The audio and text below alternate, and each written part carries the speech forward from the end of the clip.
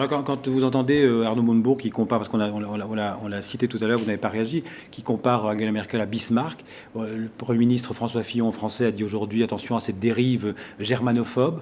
Vous considérez que certains membres du Parti socialiste, c'est aussi Jean-Marie Le Guen qui a traité Nicolas Sarkozy de daladier, donc ceux qui avaient signé les accords de Munich, qui ont permis... Comment vous interprétez ces dérapages, on va dire? Je trouve ça tout à fait dangereux. Je vous le dis très franchement, on est dans une période très délicate. Et malheureusement, je pense que nous sommes entrés dans la crise, on va peut-être en reparler un peu sur le plan économique tout à l'heure, pour un certain nombre de mois au mieux. Si nous commençons à découdre ce qui est peut-être le plus important, c'est-à-dire cet espace de paix et de discussion très ouverte, d'échange que nous avons su construire en Europe, et notamment à partir du couple franco-allemand, en se lançant des noms d'oiseaux comme cela, je suis franchement très inquiète pour la suite, parce que, vous savez, ça peut se découdre très rapidement.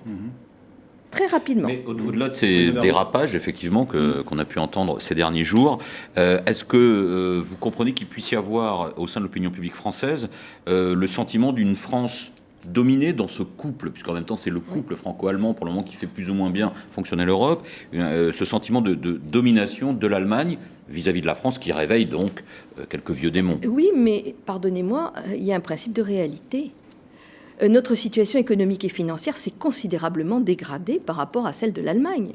Alors, je crois que sur ce point, on en reviendra peut-être si on parle des mesures à prendre. Il y a des mesures d'urgence à prendre, mais elles sont à prendre chez nous. Je vous disais tout à l'heure, il y a l'Europe, il y a la France.